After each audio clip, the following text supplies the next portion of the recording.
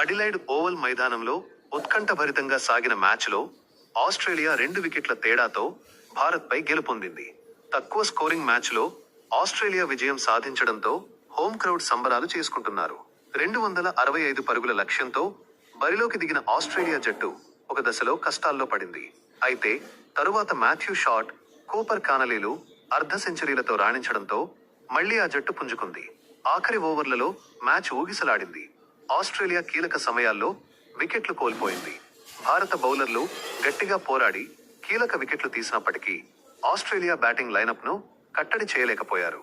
చివరికి ఆస్ట్రేలియా అద్భుత విజయాన్ని సొంతం చేసుకుంది. భారత్ మాత్రం ఓటమి గురించి ఆలోచించాల్సిన పరిస్థితి ఏర్పడింది.